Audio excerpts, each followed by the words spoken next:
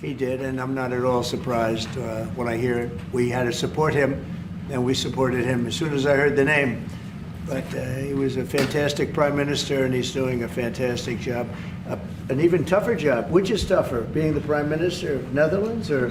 This job is quite tough. I would think this is a little. But Dutch politics is also brutal. So. Yeah, but this is pretty tough. But you're doing good. We're going to be discussing a lot of things. Obviously, we'll be discussing what's happening with respect to Ukraine and Russia. At this moment, we have people talking in Russia. We have representatives over there, Steve Witkoff and others, and they're in very serious discussions. As you know, Ukraine has agreed, subject to this, what's happening today, to a complete ceasefire, and we hope Russia will do the same. Thousands of people are being killed, young people, usually, mostly.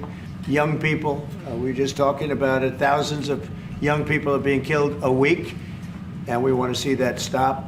And they're not Americans, and they're not from the Netherlands for the most part. No. They're from Russia, and they're from Ukraine, but they're people. And I think everybody feels the same way. We want it to stop. It's also a tremendous cost to the United States and to other countries. And it's something that would have never happened if I were president, and it makes me very angry to see that it did happen. But it happened, and we have to stop it. And Mark has done some really good work over the last week. We've been working together, and he's done some really good work, so I'm very happy about that. We'll also be talking about trade and various other things, and I think we'll have a very, very strong day. We're going to have lunch afterwards, that'll go, and then we'll see you all later. But Mark, would you like to say something? Yeah, first of all, thank you so much, Mr. President, dear Donald, again for hosting me, and but also for taking time in Florida. A couple of weeks after you were re-elected. That's right. And of course our phone call a couple of weeks ago, and I must say, Trump 45, you originated the fact that in Europe we are now spending, when you take it to aggregate, 700 billion more on defense than when you came in office in 2016, 2017. But that was Trump 45. But when you look at Trump 47, It's going to be hard to tell. what happened the last couple of weeks is really staggering. The Europeans committing to a package of 800 billion defense spending.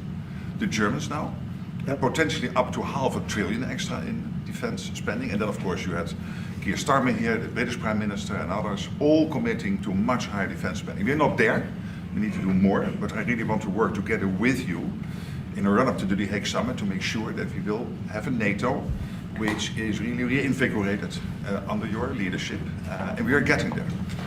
We also discuss defense production, because we need to produce more weaponry. We are not doing enough.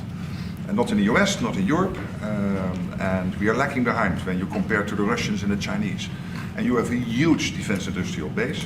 Europeans buying 4 times more here than the other way around, which is good because you have a strong defense industry, but we need to do more there to make sure that we ramp up the production and kill the red tape. So I would love to work with you on that. And finally, Ukraine, you broke the deadlock. As you said, all the killing, the young people dying, cities getting destroyed. The fact that you did that you started the dialogue with the Russians, and the successful talks in Saudi Arabia now with the Ukrainians. I really want to commend you for this. So, The Hague is my hometown.